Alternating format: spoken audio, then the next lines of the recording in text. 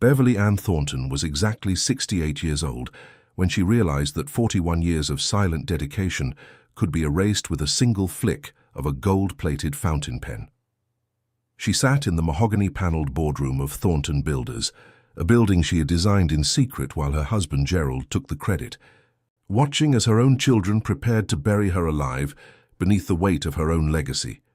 The air in the room smelled of expensive cologne and cold betrayal, a sharp contrast to the warmth she had poured into the foundations of this empire since 1985. Her son Keith, a man with his father's arrogance but none of his vision, didn't even look her in the eye as the family attorney cleared his throat to deliver the final blow.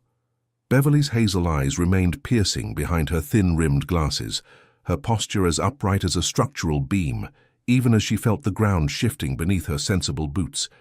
This was the moment of maximum impact, the instant where the woman who had built everything was told she owned nothing. The silence in the room was heavy, suffocating, and charged with the predatory energy of heirs who had stopped being children the moment they smelled a profit margin. The words fell like heavy stones into the quiet room, each one a calculated insult to her 4 decades of sacrifice. Keith leaned back in his leather chair, checking his Rolex with a sigh of practiced boredom before sliding a manila envelope across the polished table.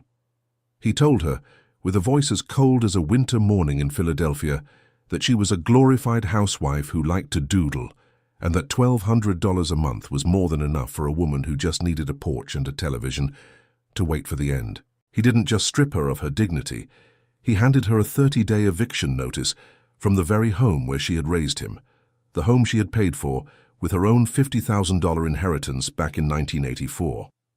Beside him, her daughter Nadine was already discussing redecorating the master suite, her eyes fixed on a future that didn't include her mother.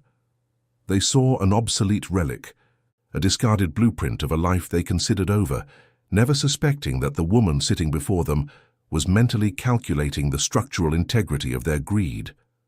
The humiliation was total, designed to break her spirit and force her into a beige room in an assisted living facility, forgotten by the world she had helped construct from the shadows.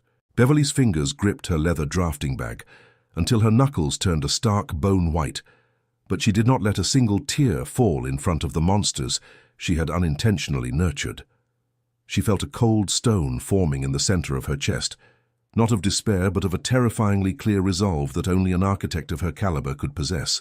What Keith and Nadine failed to realize was that they were standing on a foundation they didn't understand, and they were trying to evict the only person who knew exactly where the load-bearing walls of their father's lies were located. As she stood up, the click of her drafting pen sliding into her bag sounded like a gunshot in the silent boardroom, a declaration of war that her children were too arrogant to hear. She looked at the building she had designed, the glass and steel that Gerald had claimed as his own, and realized that her life's work was credited to a dead narcissist and a mediocre son. But even as the tunnel vision of shock threatened to consume her, a tiny seed of defiance began to take root in the darkness. What seemed like the worst day of her life was actually the first day of her real existence, a moment of demolition that was necessary before the true skyscraper could finally rise. She walked out of that building without looking back, carrying a secret they hadn't even bothered to look for in the fine print of the tax documents. Deep in her pocket was a 2-inch newspaper clipping about a tax auction in Colton, New York, for a plot of land so jagged and worthless that the county was practically giving it away for $5. To her children, it was a rock pile at the edge of the world. To Beverly, it was a structural masterpiece waiting for a visionary to reveal its hidden geometry. They thought they had buried her, but they had actually planted her in the only soil that could handle her roots. The rock pile they mocked would soon become the hidden empire that would bring them to their knees, but for now, she was just a 68-year-old widow with a drafting kit and a $5 dream. The world was about to learn that you should never underestimate a woman who knows how to read the earth and build her own way out of the ruins. The journey to the Devil's Spine was about to begin, and the architect was finally taking her tools to a site that was truly her own. If you have ever felt like your years of silent dedication were invisible to the people you loved most, or if someone has ever tried to make you believe that your value expires with a number on a birthday card, then Beverly's story is a mirror for your own soul. If you have been told you are too old to start over, or that you should be grateful for the pittance the world offers you after a lifetime of sacrifice, you need to see what happens when the discarded stone becomes the cornerstone. We are about to witness the most incredible transformation in the history of Colton, New York, a story of justice that is as sharp as a diamond and as solid as granite. Subscribe now, because what Beverly discovers when she touches that freezing rock face will prove to you that it is never too late to build the life you were meant to live. And remember that we tell the stories of the women the world tried to forget, but who remembered exactly who they were. Join us on this journey and witness how a woman turned $5 into a legacy that will last forever. As Beverly drove 5 hours north into the rugged Adirondack foothills, the skyline of Philadelphia faded into a blur of gray, replaced by the sharp scent of pine resin and the ancient silence of the mountains. She pulled up to the 22 acres of jagged cliffs and tangled brush known as the Devil's Spine, a place where 4 previous owners had failed and fled. The wind howled through the rocks like a pipe organ, and the only structure in sight was a rusted 1950s tool shed with a leaking tin roof and a floor of packed dirt. Most people would have seen a wasteland, a place to crawl into and die, but as the sun hit a natural quartz vein in the granite, Beverly saw something else entirely. She saw a hidden geometry, a pulse beneath the stone that whispered of secrets kept for over 100 years. But what she found hidden inside a natural hollow in the cliffside, protected by a rotted wooden door, was something that would change the value of that $5 rock pile into a multi-million-dollar fortress. The iron key in her hand was heavy and rusted, but it was about to unlock a door that her husband and children didn't even know existed. To understand the depth of the betrayal that unfolded in that mahogany boardroom, we must look back to a snowy evening in Philadelphia in 1984, at an architectural firm's Christmas party where the air was thick with the scent of pine and expensive gin. Beverly was 27 then, a rising star with a mind that saw the world in perfect structural geometries, her sketches already whispering of the skyscrapers she intended to build. Gerald Thornton was a small-town contractor with rough hands and an ambition that burned brighter than his actual talent, but he possessed a magnetic pull that Beverly mistook for strength. He didn't just ask for her hand. He promised her a legacy where her visionary designs would be brought to life by his grit, the partnership of equal minds and shared dreams. She saw in him the muscle to her bone, never suspecting that the man who whispered about their future together was actually scouting for a silent engine to drive his own ascent. It was a beautiful lie, built on the foundation of her own hope, and she signed her life over to it with the same precision she used to draw a load-bearing wall. Their marriage in 1985 began not with a celebration of 2 lives, but with the quiet surrender of one. 2 weeks after the wedding, Gerald convinced her that the corporate world was too cutthroat for a woman of her delicate sensibilities, suggesting she resign from her firm to focus on the home and their new venture. To prove her commitment to their shared legacy, Beverly handed over her entire personal inheritance of $50,000, a staggering sum at the time that served as the primary fuel for the birth of Thornton Builders. She watched as her name was left off the initial incorporation papers, a detail Gerald dismissed as a mere legal convenience to protect her from liability. She remembered the smell of the old parchment as she signed the transfer documents, the ink feeling heavier than it should have, though she convinced herself that trust was the highest form of love. She moved to the quiet suburb of Haverford, trading her drafting table at a prestigious firm for a small corner in a spare bedroom, believing she was the secret architect of a grand future they would both own.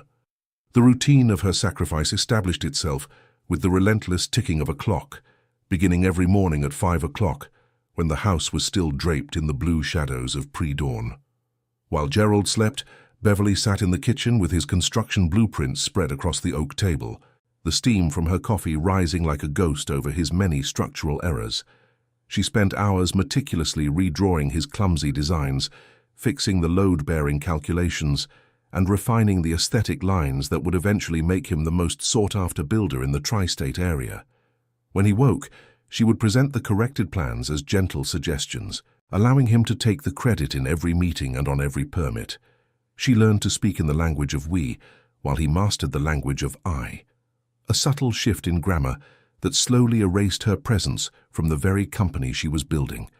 Her brilliant mind became his secret weapon, a hidden asset that he treated like a household appliance, expected to function perfectly without ever needing a spotlight or a thank you.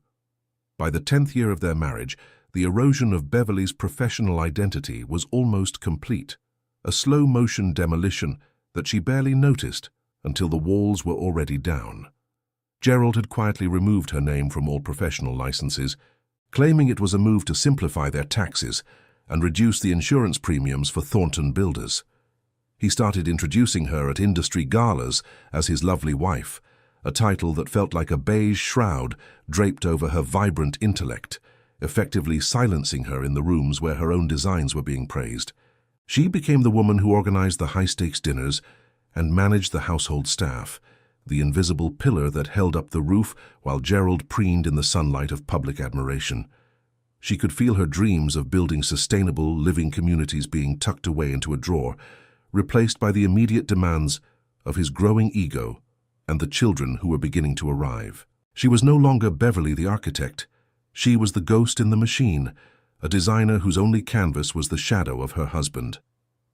Keith and Nadine were born into a world where their mother was a domestic fixture, as reliable and unremarkable as the mahogany trim in their sprawling estate. Gerald was careful to cultivate a hierarchy in the home, teaching the children from a young age that their father was the provider of their luxury, while their mother was merely the caretaker of his comfort. Beverly remembered Keith at 7 years old, standing in her small studio and mocking her sketches as doodles, a word he had clearly plucked from his father's mouth like a poisonous fruit. She felt a sharp pang of failure, not for herself, but for the son who was being taught to devalue the very source of his own security. Nadine was colder, watching her mother manage the household expenses with a calculating eye, as if she were already auditing a life she considered inefficient. Beverly poured her love into them, hoping that her dedication would eventually speak louder than Gerald's dismissive comments. But she was fighting a war against a man who controlled the narrative and the bank accounts. As the years stretched into decades, the midnight blueprints became her only connection to the woman she used to be. A secret life lived in the quiet hours, while the rest of the world slept. By year 20, Gerald had stopped even pretending to ask for her opinion in public, only sliding the complex files across his desk at midnight when he reached a problem his mediocre mind couldn't solve. She fixed his bridges, his office complexes, and his residential developments, her hazel eyes straining under the glow of a single lamp, while her silvering hair caught the light. She was the one who designed the Thornton Builders headquarters, the very building where she would later be betrayed, pouring her soul into the glass and steel, while Gerald claimed the awards for its innovation. He would often pat her hand and tell her it was a lovely hobby, a way to keep her busy while he did the real work of a man. This gaslighting was the mortar that held her prison together, a constant drip of condescension that made her doubt her own value even as she saved his empire from collapse. During those middle years, there were signs that Beverly chose to ignore, small cracks in the foundation of her marriage that whispered of a darker architecture beneath the surface. Gerald would take frequent unexplained trips north to the Adirondacks, claiming he was scouting for future timber sources or looking at land for high-end hunting retreats. He would return with strange grey mud on his heavy boots and a secretive glint in his eyes, immediately locking himself in his study with a heavy briefcase he never allowed her to touch. Once, while she was cleaning the dust from his safe, she caught a glimpse of a tarnished copper cylinder and a rusted iron key. But Gerald had slammed the door so hard it nearly caught her fingers, his face a mask of sudden, cold fury. He told her she was being nosy, and that business matters were far beyond her understanding, a rebuke that sent her retreating back into the safety of her domestic routine. She didn't ask again, but the image of that copper cylinder remained burned into her memory, like a blueprint for a secret she wasn't meant to keep. By the time she reached her early 60s, the physical toll of her silent dedication began to manifest in the stiffness of her hands and the weary set of her shoulders. She had spent 41 years being the load-bearing wall for a family that never bothered to check if she was cracking under the weight. Gerald's narcissism had grown with his fortune, and he spent his final years surrounded by sycophants and the children who had become his mirrors.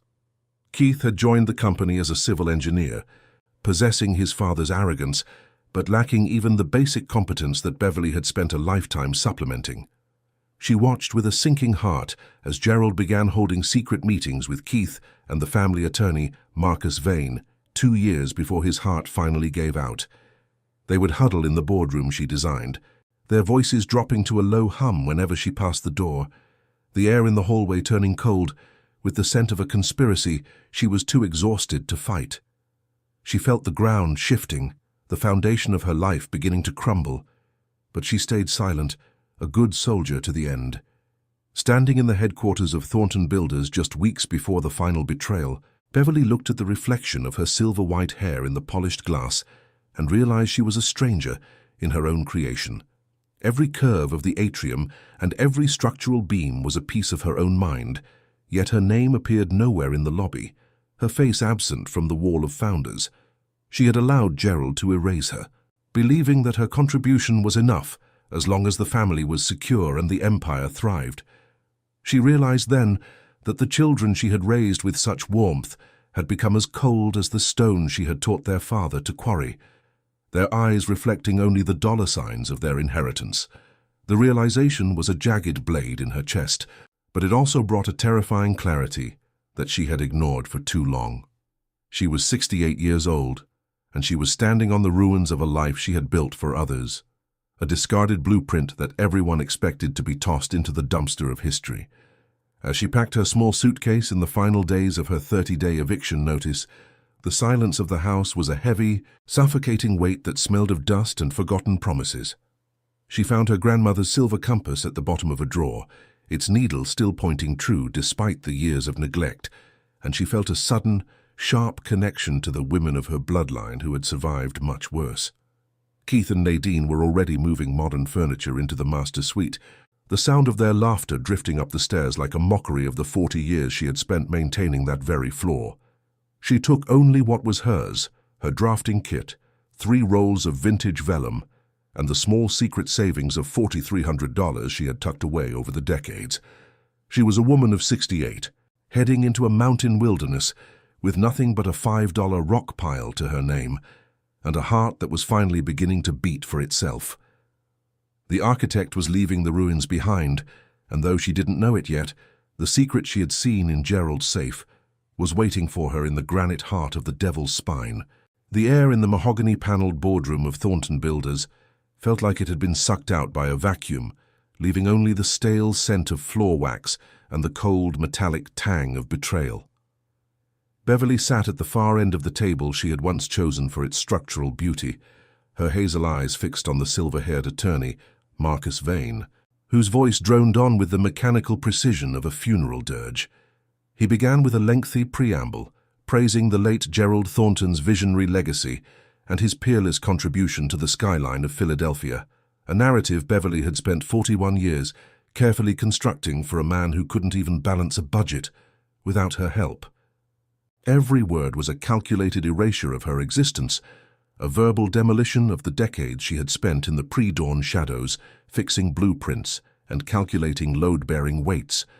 She felt the eyes of her children, Keith and Nadine, darting toward her and then away, their faces masks of practiced indifference that hid a predatory hunger for the assets they believed were their birthright alone. The silence in the room was heavy, suffocating, and charged with the energy of a trap finally being sprung.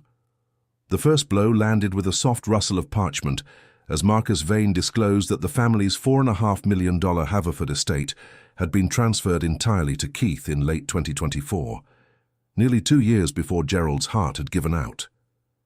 Beverly's breath hitched in her throat, a sharp, jagged sound she quickly suppressed as she realized the man she had shared a bed with for 4 decades had been plotting her displacement while she was still mourning his failing health.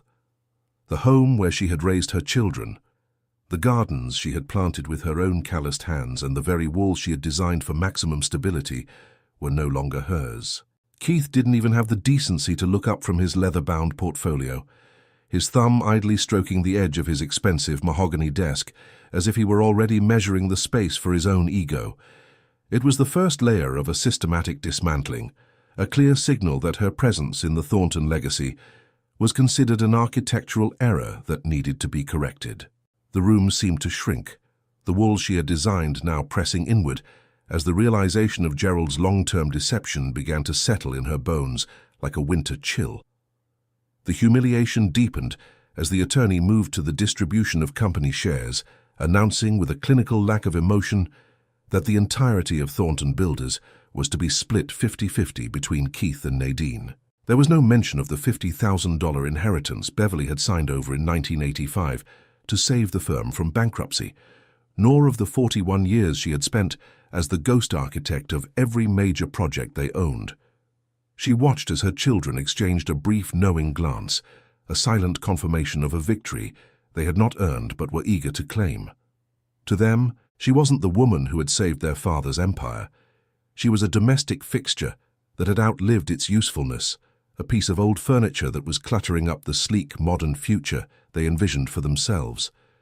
The legal stripping of her life's work was executed with a casual cruelty that was more painful than a physical strike, a total invisibility that made her feel as though she were already a ghost haunting the corridors of her own creation. Her fingers gripped the strap of her leather drafting bag, the only thing in the room that still felt real and solid. Then came the moment that turned the cold indignity into a burning, visceral insult, a moment that would remain etched in Beverly's mind like a scar on a blueprint. Keith leaned forward, his voice dripping with a condescending pity that was far more toxic than outright anger, as he handed her a manila envelope containing a final check for exactly $1,200. He told her with a sigh of practiced boredom that after reviewing the company's long-term obligations, they had decided this monthly stipend was more than enough for a woman of her age and limited needs. He looked her directly in the eye for the first time and said that she had to be honest with herself, that she was just a glorified housewife who liked to doodle and that she wouldn't know a profit margin from a grocery list. The word doodle felt like a shard of glass in her chest, a deliberate reduction of her architectural genius to the level of a child's whim. Around the table, the junior associates looked down at their legal pads, their silence a complicit endorsement of the cruelty unfolding in the room, while Nadine idly checked her nails, completely unmoved by her mother's ruin. Nadine finally spoke, her voice as sharp and cold as a winter morning in the Adirondacks, adding a final layer of ice to the proceedings by dismissing her mother's 40 years of sacrifice with a single, cutting sentence. She stated that $1,200 a month was more than generous for a woman who just needed a porch and a television to wait for the end, her eyes reflecting the same calculated greed that had driven her father. There was no warmth in her gaze, no memory of the nights Beverly had spent nursing her through fevers or the years she had spent managing the household, so Nadine could pursue her expensive education. To her daughter, Beverly was simply a line item that needed to be minimized, a liability that was draining the investment portfolio she was so eager to inherit. The total lack of empathy was a devastating revelation, a clear sign that the children she had raised with such warmth had become as hollow and cold as the steel beams of their father's unfinished projects. The betrayal was complete, and the room felt like a tomb where her dignity was being buried beneath a mountain of legal documents and heartless calculations. The final blow was the revelation of a no-contest clause, a legal gag order designed by Gerald and Keith to ensure that Beverly would be left with nothing if she dared to challenge the validity of the will. It was a masterpiece of manipulative architecture, a trap built with the same precision she had once used to design the firm's most secure vaults. Keith then slid a second document across the polished mahogany table, a 30-day eviction notice from the Haverford estate, informing her that he intended to begin renovations on the master suite immediately. He told her not to worry, that they had already researched several lovely assisted living facilities near the park, and had even taken the liberty of sending over her medical files to ensure a smooth transition. The casual assumption that she was ready to be processed and stored away like an old file was the ultimate act of dehumanization. She felt a cold, hard stone forming in the center of her chest, a point of absolute clarity that emerged from the wreckage of her emotions. They didn't see the woman who could read the earth or the architect who understood the soul of a building. They saw an obsolete relic, And that was their first and most fatal mistake. The 30 days that followed were a slow-motion demolition of the only life Beverly had ever known, a month of living as a stranger in a house that was already being dismantled around her. Keith didn't even wait for the ink to dry on the eviction notice before he hired a crew of modern decorators to begin measuring the rooms, their loud voices and tape measures echoing through the hallways like the sounds of an invading army. She watched from the top of the stairs as they hauled away the antique oak table where she had redesigned Gerald's clumsy blueprints for 4 decades, replaced by a cold glass monstrosity that had no soul. The sound of her life being packed into cardboard boxes was a constant rhythmic tapping that kept her awake at night, a reminder that her time in this sanctuary was rapidly running out. She spent those hours in the small corner of her studio, the one place Keith hadn't yet touched, nursing a single cup of lukewarm tea and sleeping only when exhaustion finally claimed her. The house smelled of dust and fresh paint, a chemical scent that masked the memories of the 40 years she had spent maintaining its foundation. The cruelty reached a peak of desecration when Beverly returned from a walk one afternoon to find Keith standing by a large construction dumpster he had placed in the driveway, his face a mask of bored efficiency. He was supervising a crew of workers who were clearing out her studio, and she watched in silent horror as one of them tossed her 1985 award-winning model of the company headquarters into the trash. The sound of the delicate balsa wood snapping and the glass shattering against the metal bottom of the dumpster was a physical pain in her chest, a symphony of destruction that Keith ignored as he checked his Rolex. He told her it was just junk and that she wouldn't have room for it in the facility anyway, his voice devoid of any recognition for the masterpiece she had created. It was as if he were trying to erase the very evidence of her talent, to ensure that the narrative of the housewife who liked to doodle remained the only one the world would ever hear. She stood there, her hands trembling in the pockets of her linen shirt, watching the fragments of her genius being buried under a pile of discarded drywall and old carpet. Nadine arrived a week later, not to offer help or comfort, but to demand the keys to the family silver and the safe deposit box before Beverly had even finished packing her single suitcase.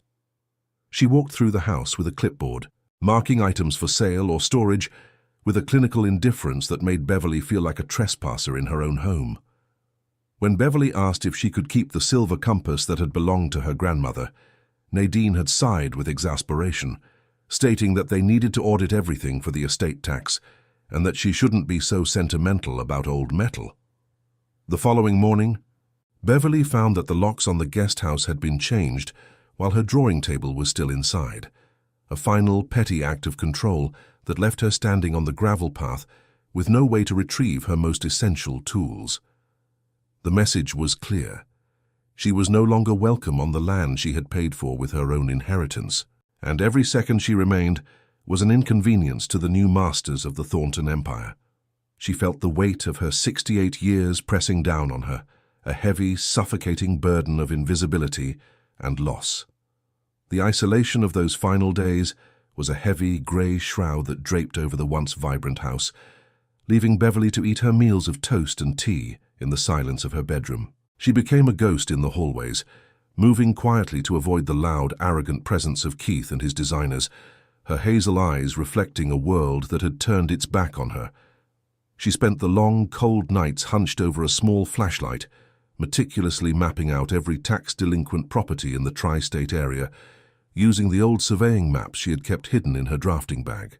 The fear that she would die in a beige room in a state facility, forgotten by a world that thought she had nothing left to build, was a constant, gnawing hunger in her gut.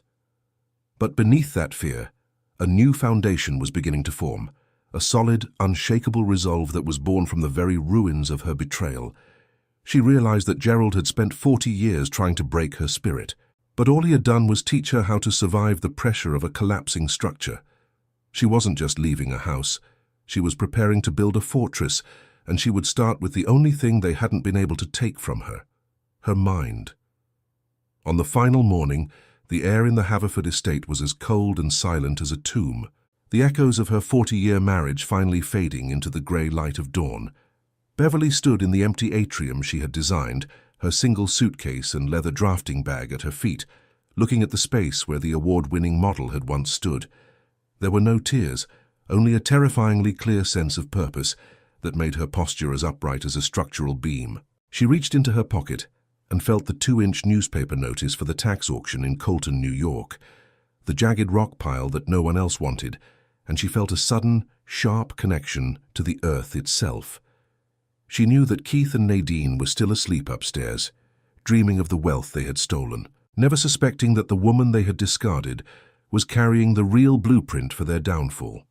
She took her grandmother's silver compass from her bag, its needle pointing north with an unwavering truth, and she felt a surge of energy that made her hands feel steady for the first time in months. The architect was finished with the ruins of the past, and she was ready to go to the only place that could handle the weight of her new vision. As she walked toward her old sedan, the click of her drafting pens sliding into their slots in her bag sounded like a gunshot in the silent morning air, a definitive end to the life of Beverly the housewife. She placed her single suitcase in the trunk, her movements precise and focused, and she did not look back at the mahogany front door as she turned the key in the ignition. She saw Keith's expensive SUV parked in the driveway, a symbol of the arrogance that would eventually be his undoing, and she felt a fleeting moment of cold, sharp pity for the son who had never learned how to build anything that lasted. She drove down the long, winding driveway of the estate for the last time, her eyes fixed on the road ahead and the rugged Adirondack foothills that were waiting for her 5 hours to the north. She was 68 years old. She had exactly $4,300 in secret savings, and she was heading toward a $5 rock pile with the intention of building a hidden empire. The world thought she was finished, but as she crossed the city limits, Beverly Ann Thornton knew that the true skyscraper was only just beginning to rise from the rubble. The 5-hour drive north from the manicured lawns of Haverford to the jagged teeth of the Adirondack foothills was a journey of shedding, each mile stripping away a layer of the woman the world knew as Mrs. Gerald Thornton. As the gray asphalt of the Pennsylvania Turnpike gave way to the winding, frost-heaved 2-lane roads of upstate New York, Beverly felt the heavy, suffocating silence of her former life being replaced by a different kind of quiet, one that did not demand her invisibility. The air through the cracked window of her old sedan grew sharper, carrying the scent of damp earth and ancient pine resin, a stark contrast to the cloying floral arrangements and expensive floor wax of the boardroom she had left behind. She watched the elevation markers climb, her hands steady on the wheel, even as her heart hammered against her ribs with the rhythmic intensity of a structural drum. Behind her lay the ruins of a 41-year marriage and the betrayal of children she no longer recognized, and ahead lay 22 acres of granite and brush that the world had labeled worthless. She was a 68-year-old architect with $4,000 in her pocket and a silver compass in her bag, driving toward a destination that felt less like a property and more like a final stand. At this pivotal moment of the story, as Beverly stands on the threshold of a wilderness that looks more like a grave than a home, I want you to look at the landscape of your own life. Have you ever felt like you were standing in the ruins of a dream that someone else demolished?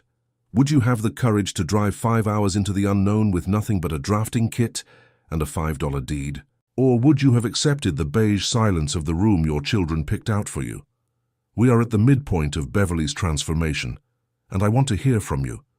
If you have ever had to find the strength to stand up when the world told you to stay down, comment the word foundation below so we can acknowledge the strength it takes to stay upright. Your engagement helps us tell the stories of the invisible pillars who finally decided to stand for themselves. Now stay with me, because as the mountain shadows grow long over the devil's spine, we are about to witness the first structural beams of a justice so precise and so powerful that it will change the definition of a rock pile forever. The tires of her sedan crunched over the gray shale of the access road, a sound like grinding teeth that echoed through the narrow valley as she pulled up to the rusted gate of the Devil's Spine. It was exactly as the tax notice had described, a jagged vertical nightmare of granite outcroppings and tangled mountain laurel that seemed to defy the very idea of human habitation. The site was a 22-acre rock pile that had broken the spirits of 4 previous owners since 1992, leaving behind nothing but a rusted 1950s tool shed that leaned precariously against a massive boulder. Beverly stepped out of the car, the mountain air hitting her lungs with a freezing, pine-scented clarity that made her lightheaded for a moment. She stood there in her sturdy boots, looking up at the grey cliffs that glowed with a violent, bruised purple in the fading light of the October sun. There was no welcoming committee, no mahogany doors, and no heating systems. Only the primal howl of the wind passing through the rocky crevices like a giant, mournful pipe organ. It was a place of absolute rejection, a landscape that looked at her 68-year-old frame and dared her to try and leave a mark on its ancient, uncompromising surface. She walked toward the rusted shed, the metallic tang of old tin and the smell of damp earth rising from the floor as she pushed open the creaking door. Inside, the space was barely 6 feet wide, with a dirt floor packed hard by decades of neglect and a ceiling that allowed needles of grey light to filter through the rusted holes in the roof. This was her new empire, a structure that would have been rejected as a garden shed in Haverford, yet here it was her only defense against the coming mountain night. Beverly moved with the meticulous precision of a woman who had spent a lifetime managing chaos, laying out her yoga mat on the highest point of the dirt floor and piling her 3 wool blankets into a makeshift nest. She set her leather drafting bag in the corner, its expensive grain looking absurdly out of place against the cobwebs and the smell of rodent droppings. She did not have a kitchen, she did not have a bathroom, and she did not have a phone signal. She only had the weight of her silver compass and the 41 years of silence she had brought with her. As the temperature began to drop toward freezing, she realized that for the first time in her adult life, she was responsible for no one's comfort but her own, and the weight of that freedom was more terrifying than the cold. The first night at the Devil's Spine was a descent into a darkness so absolute that Beverly felt as though she had been buried alive beneath the very granite she had purchased. She lay wrapped in her blankets, the cold seeping through the dirt floor and into her bones, listening to the mountain groan as the temperature plummeted. Every sound was magnified in the silence. The scuttle of a squirrel on the tin roof, the distant crack of a frozen branch, and the rhythmic howling of the wind that seemed to be screaming her children's names.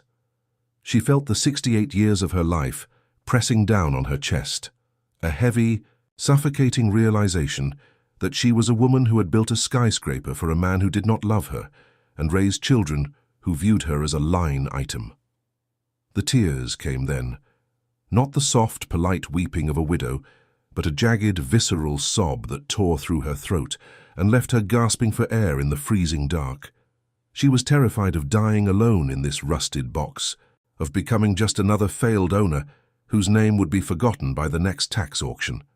The fear was a cold, oily slick in her stomach, a physical manifestation of the invisibility Gerald had forced upon her, and for hours she let the mountain witness the total demolition of her pride. As the midnight hours stretched on, her mind raced through the corridors of the Haverford estate, counting the tiles she had chosen and the structural beams she had calculated in the pre-dawn hours of 1995. She thought of Keith and Nadine sleeping in the master suite she had designed for their father's comfort, their dreams untroubled by the ghost of the woman they had discarded.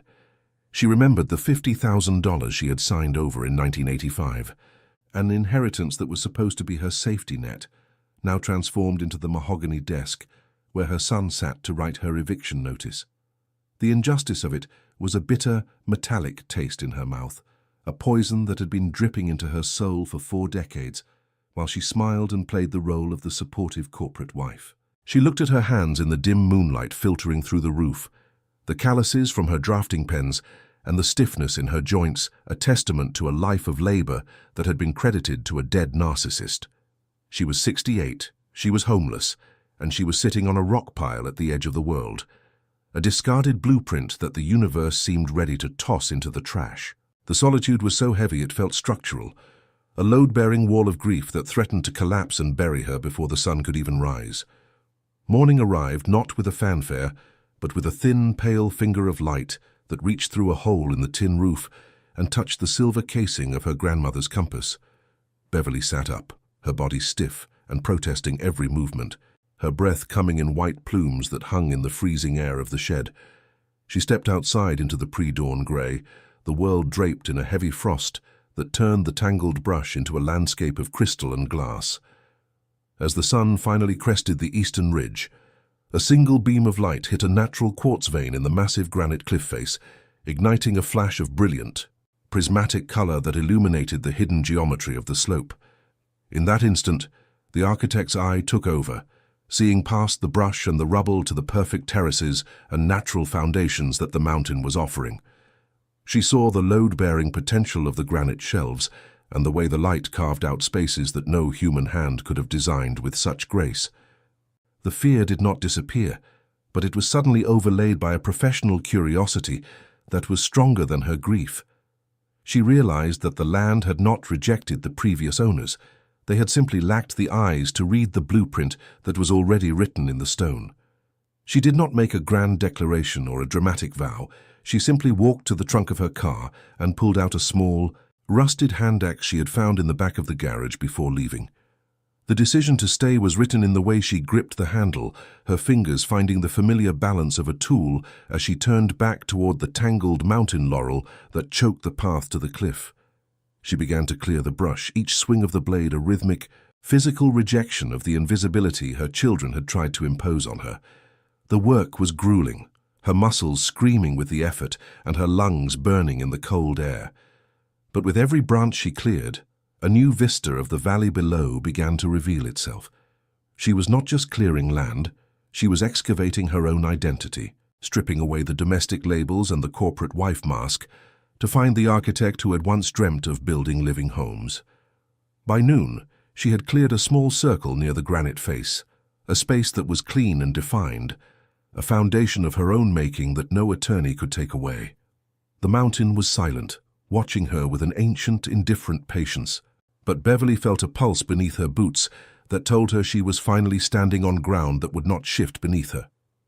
She spent the afternoon mapping the terrain with her silver compass and a notebook, her hazel eyes darting from the rock face to the horizon with a focus she had not felt in 20 years. She noted the way the water trickled down a natural fissure in the stone and the way the moss grew thicker on the southern edges, reading the environmental data like a complex site survey. She was no longer a widow with a $1,200 pittance. She was a designer with 22 acres of raw material and a vision that was beginning to take shape in the gray light of the Adirondacks. She used the last of her energy to patch the largest hole in the shed's roof with a piece of discarded plastic she found in the brush, securing it with stones she carried from the cliff. It was a minimal, humble act of reconstruction, but as she stepped back to look at her work, she felt a surge of cold, sharp pride that was more intoxicating than any gala dinner in Haverford.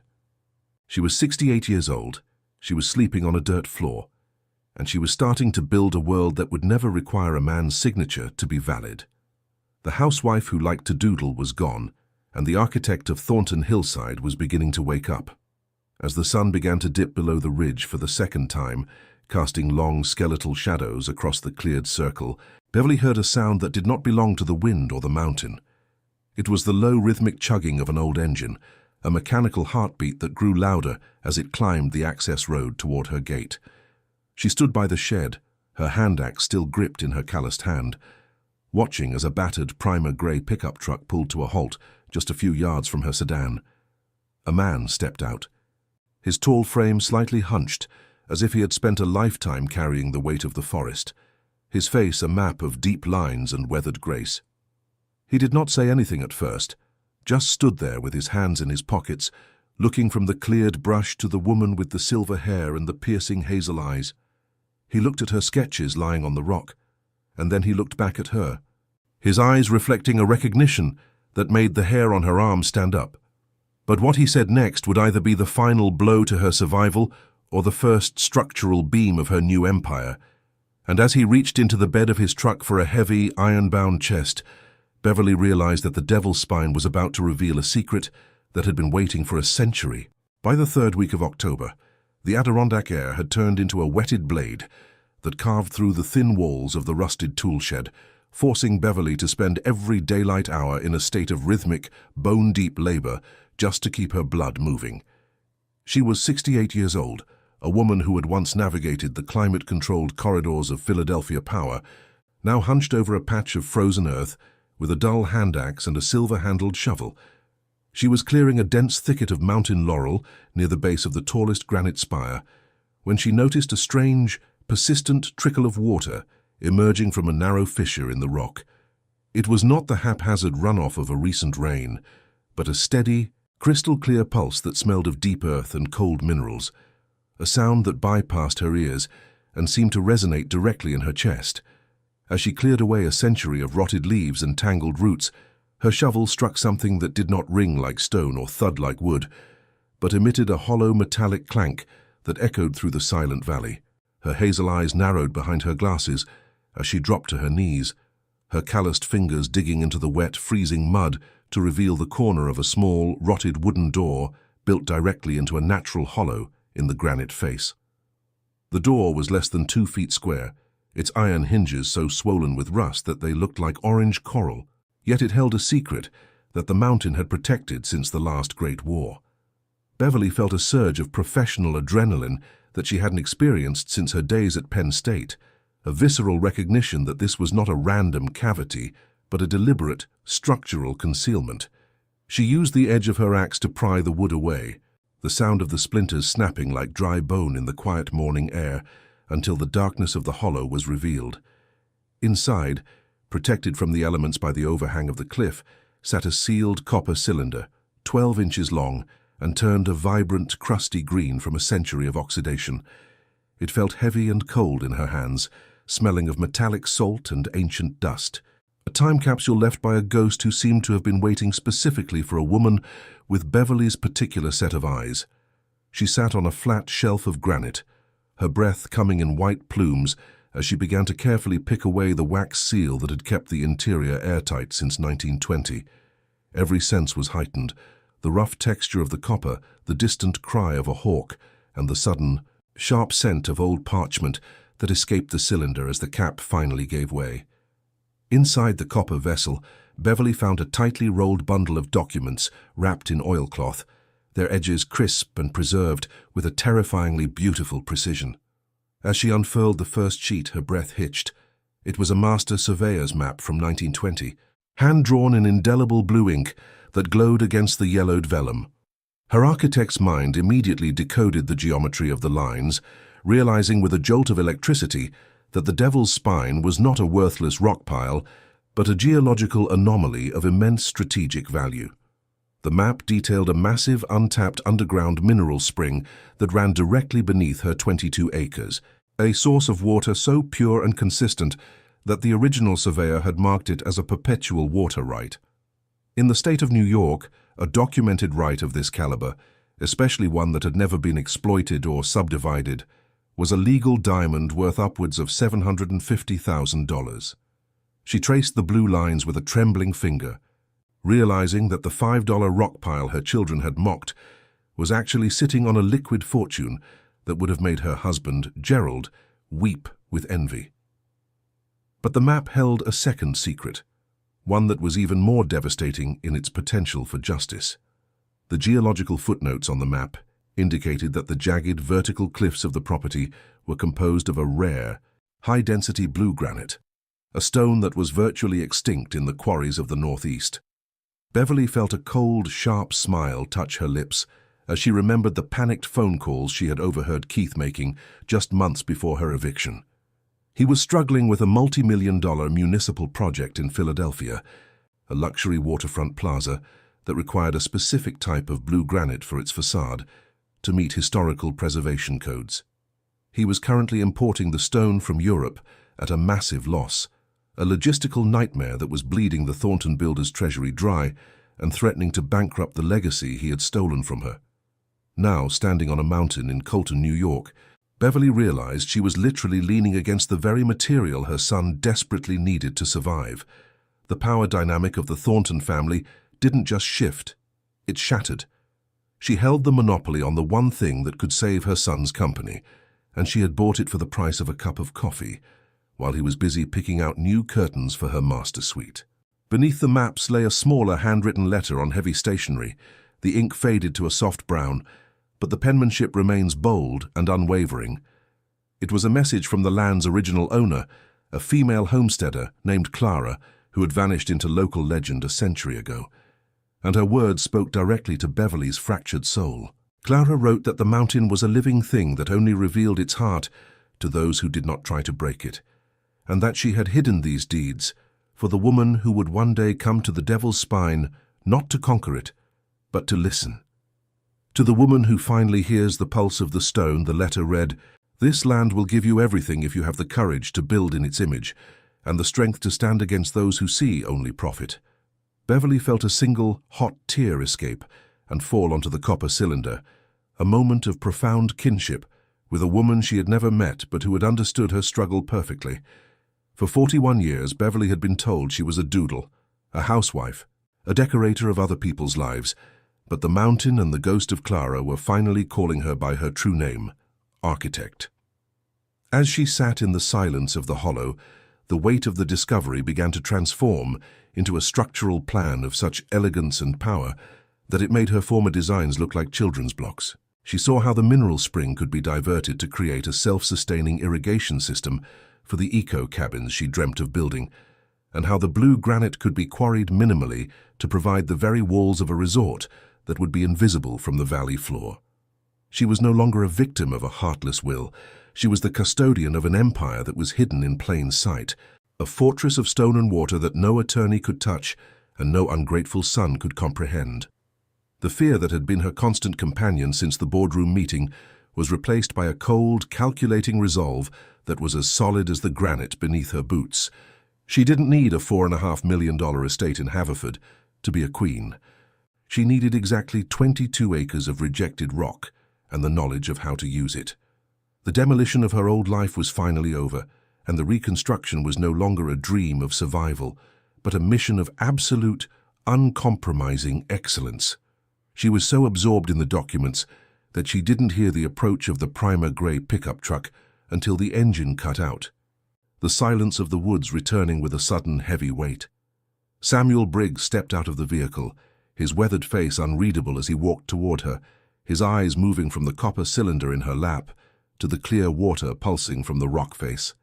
He didn't ask what she had found. Instead, he knelt beside her and ran a calloused hand over the blue granite of the hollow, his touch as reverent as a priest at an altar. He told her that he had heard stories about a hidden vault in the spine when he was a boy, but that most men were too busy trying to blast the mountain apart to ever look for the door. He looked at the 1920 surveyor's map and then back at Beverly, a slow, respectful nod of his head, signaling the beginning of a partnership that would change the history of Colton.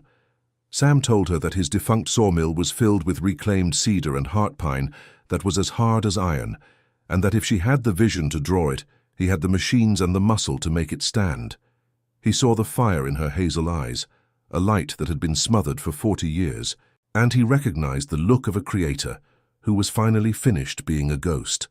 By the time the sun began to dip toward the western ridge, casting a long golden light across the clearing, the alliance between the architect and the woodsman had been forged in the shadow of the cliff. Using the maps and Clara's letter as her guide, Beverly spent the final hour of light sketching the first structural beams of Thornton hillside directly onto the back of her grocery receipts, her hand moving with a fluidity and confidence she hadn't felt since her youth. She told Sam about the blue granite and the water rights, and they began to calculate the logistics of building the first guest cabin directly into the rock face, using the natural heat of the earth and the reclaimed wood from his mill. They weren't just planning a building, they were planning a revolution in sustainable architecture, a project that would soon catch the attention of the very world that had discarded her. Beverly felt a surge of energy that made her 68 years feel like a reservoir of power rather than a burden, her mind working at a speed that would have left her son Keith in the dust. The $200 monthly stipend that Keith had intended as a pittance was about to become the seed money for a multi-million-dollar empire that he could never own. As Sam loaded the copper cylinder into his truck for safekeeping, he turned to her and said that Gerald Thornton might have stolen her career, but he had never managed to steal her eyes. He told her that for the first time in 30 years, the Devil's Spine looked like it was finally breathing, and that the town of Colton was about to get a wake-up call it would never forget. Beverly stood by her rusted shed, the silver compass hanging from a cord around her neck, and she felt the pulse of the underground spring vibrating through the soles of her boots. She was no longer sleeping on a dirt floor in a wasteland. She was standing on the foundation of a masterpiece that would serve as her final word to the world. The housewife who liked to doodle was gone, replaced by a woman who knew exactly how much pressure a structure could take before it collapsed, and exactly where to place the explosive charges of her newfound power. She looked up at the purple light on the peaks and felt a sense of peace that was as deep as the mineral water, a certainty that the woman who had built everything for others was finally about to build the most important thing of all for herself. The night air was still freezing, but as Beverly wrapped herself in her wool blankets inside the shed, she didn't feel the cold or the loneliness that had nearly broken her just 48 hours ago. She felt the heavy, iron-bound presence of the secret she now held, a strategic weapon that was more powerful than any legal document Marcus Vane could ever draft. She thought of the blue granite Keith needed and the water rights the state would pay a fortune for, and she realized that she was no longer playing defense in her children's game of greed. She was the architect of their destiny now, and she would wait with the patience of the mountain until the moment was perfect to reveal her hand. The $4, $300 in her secret savings, felt like a king's ransom when combined with the resources Sam was bringing to the hill, and she fell asleep to the rhythmic, comforting sound of the wind through the rocks. She was 68 years old. She was a millionaire in waiting, and she was about to turn a $5 rock pile into a legacy that would outshine the Thornton name for generations. The true skyscraper was no longer a blueprint. The first stones were already being laid in the dark, and the architect was ready to lead the way.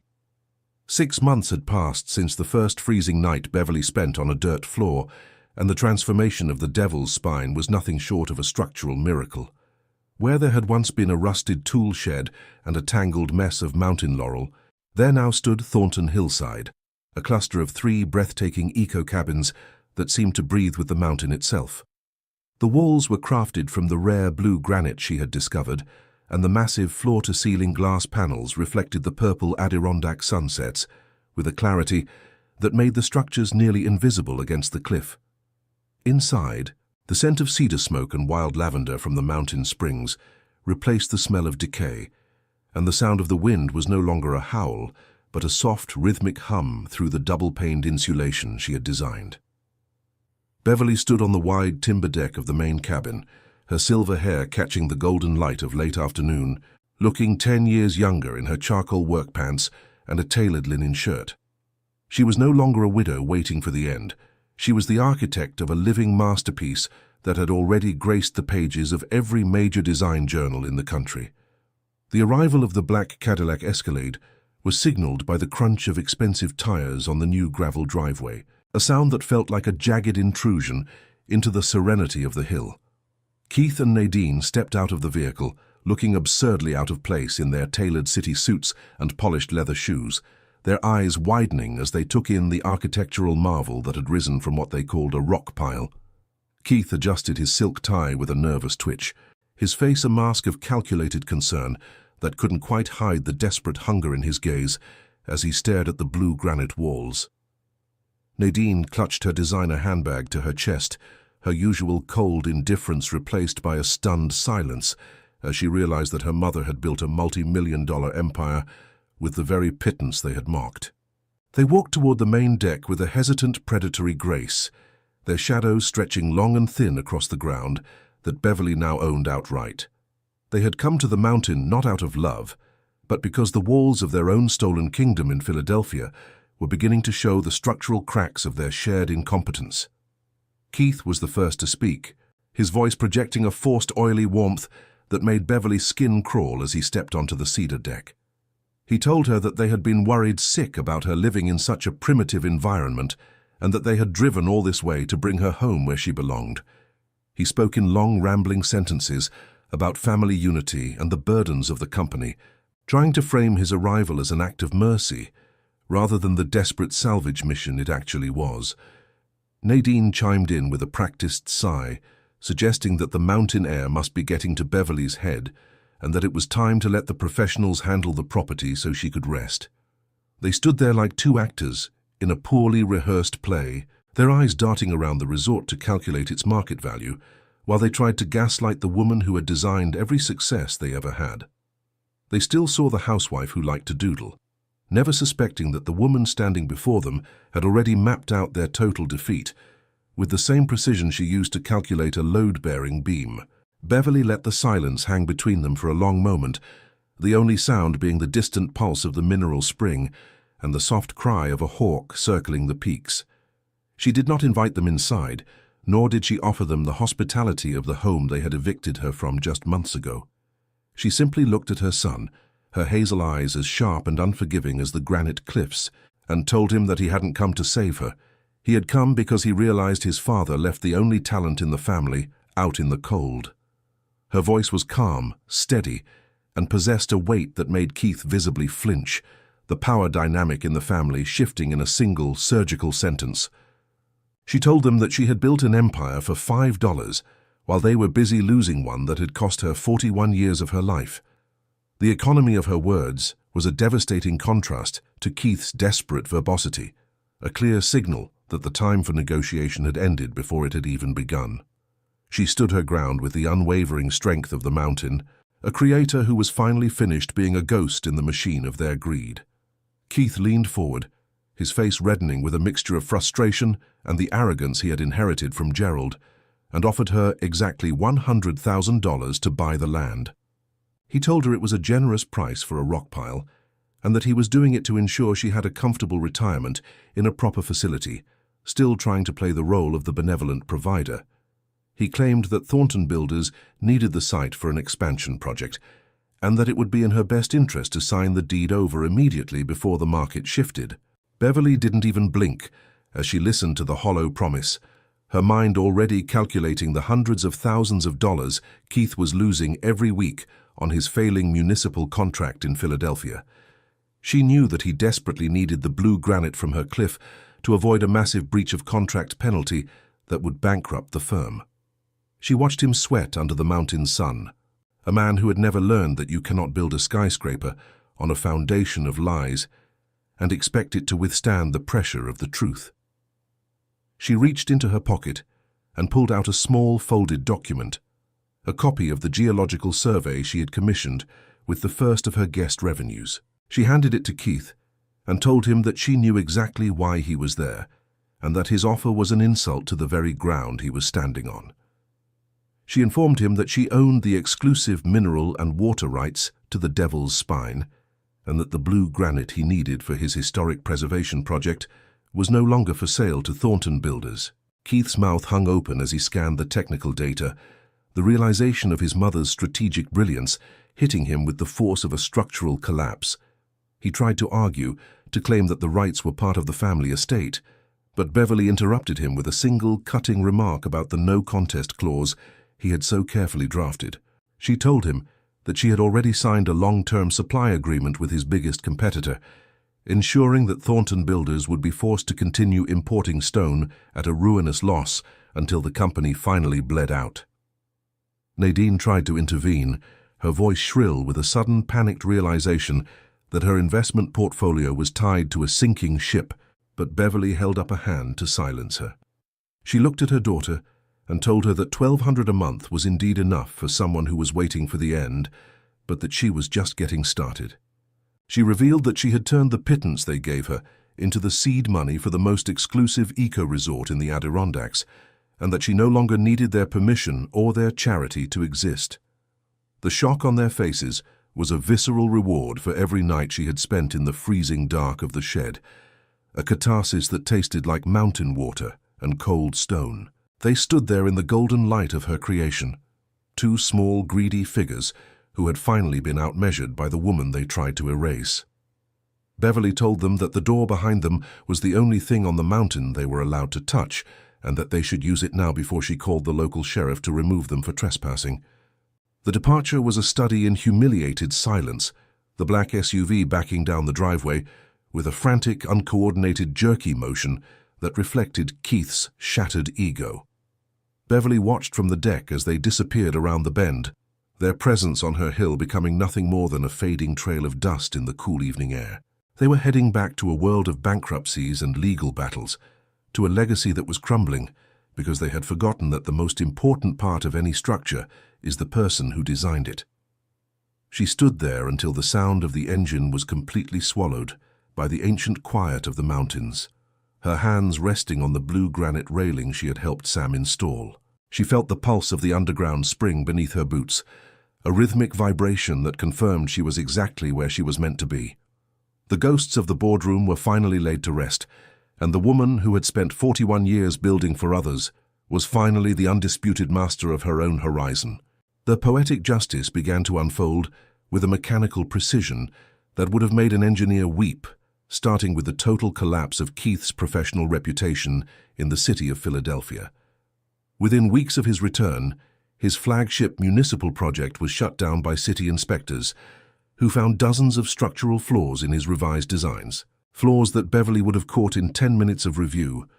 Without the blue granite from the mountain, and without his mother's hidden genius to fix his errors, Keith was forced to watch as the city cancelled his multi-million-dollar contract for incompetence.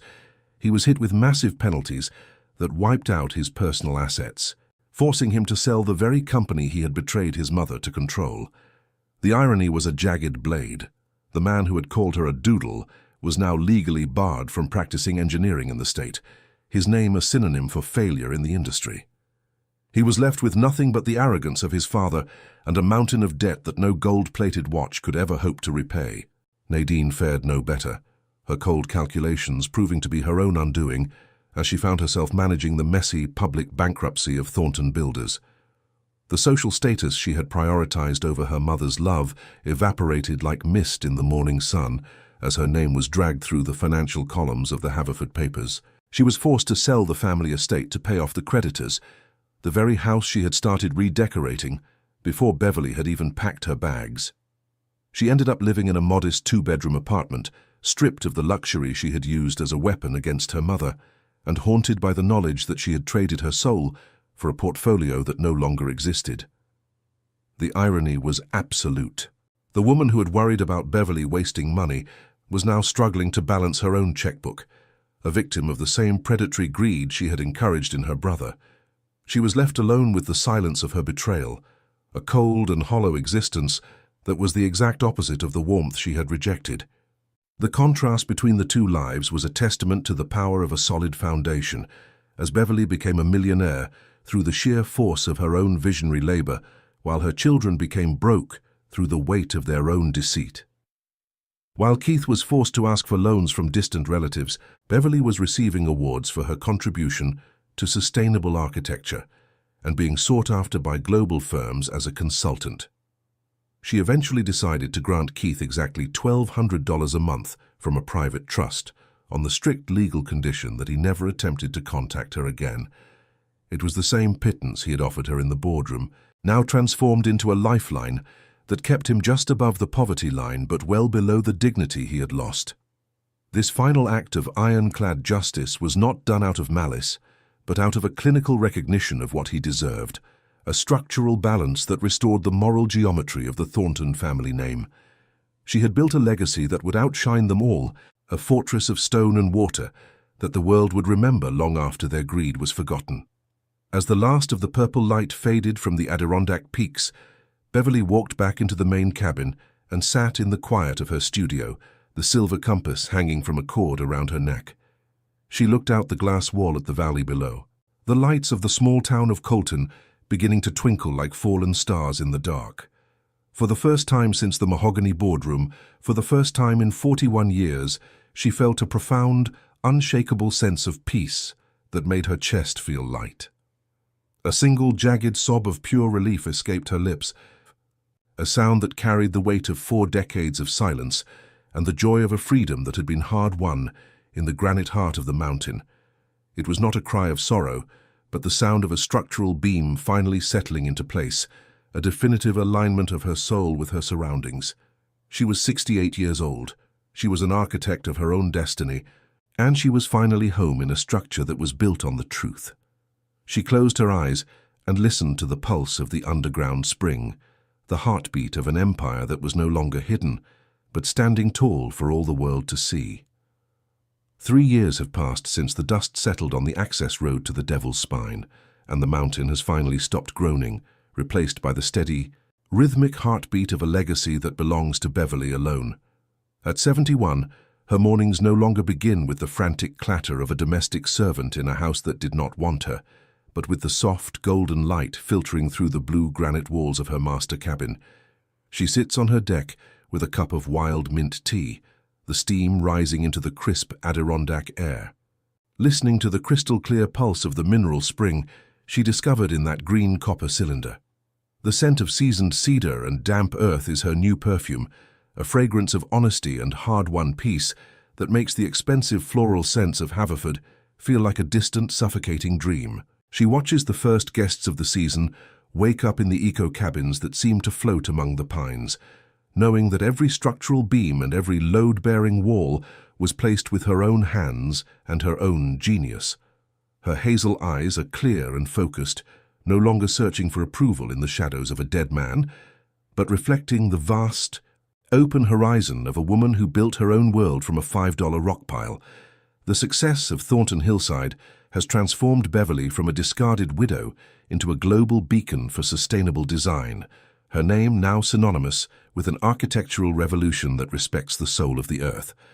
The Thornton Women's Workshop, which she hosts twice a year, has become a sanctuary for hundreds of women over 50 who arrived feeling like obsolete blueprints and left as the architects of their own second acts.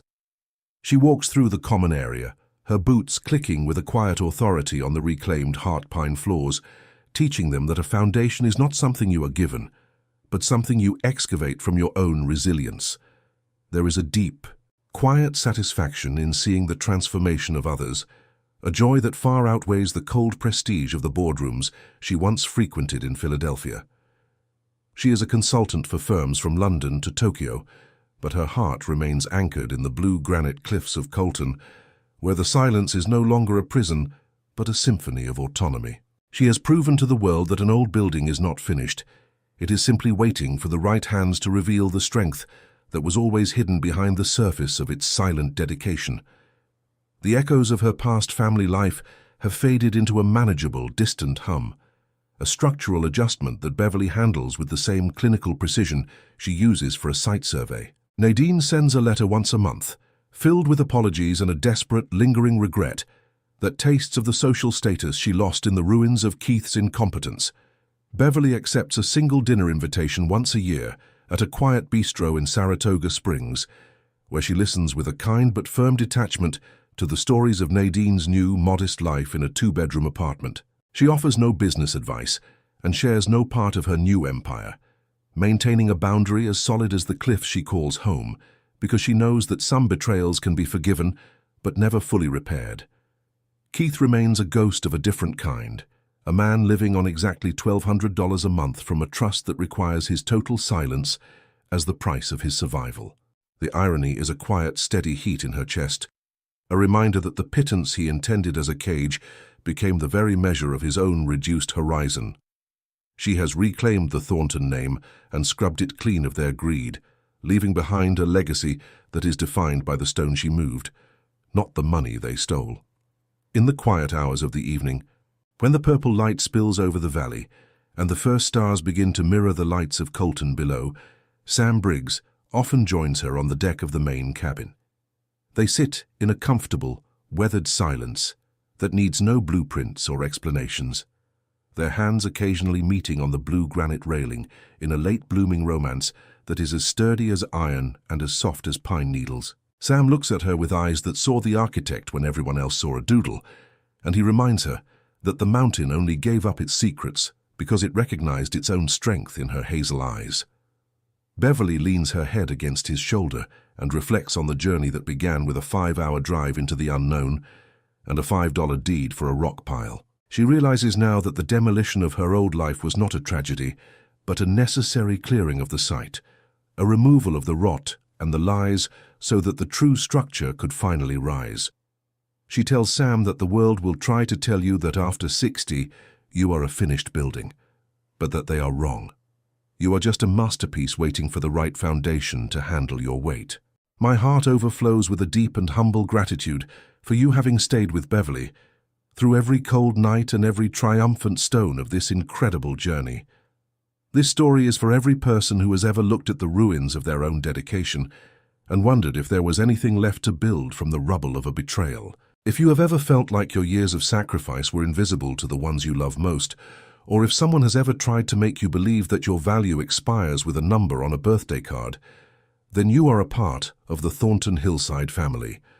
We tell these stories because we believe that the invisible pillars of this world deserve to be seen, and that the women the world tried to forget are the very ones who hold up the sky.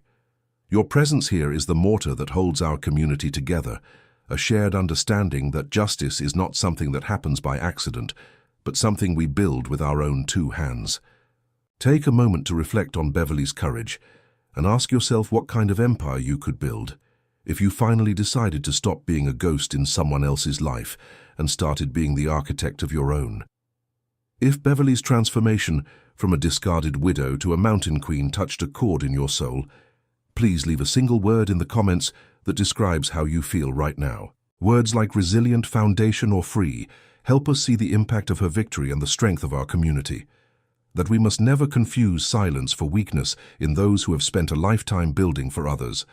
That the value of a woman is not determined by the name on a deed, but by the vision in her eyes and the strength in her hands. That it is never too late to reclaim your legacy, even if you have to start with a $5 rock and a silver compass pointing north. That the greatest structures are not built with money, but with the truth that remains after the lies have been demolished. Share this story with someone who needs to be reminded that they are not a finished building but a masterpiece in progress, waiting for their own mountain to reveal its secrets. Subscribe to our channel and join us on this journey as we continue to honor the strength of those who were underestimated but never defeated. And remember that we tell the stories of the women the world tried to forget, but who remembered exactly who they were.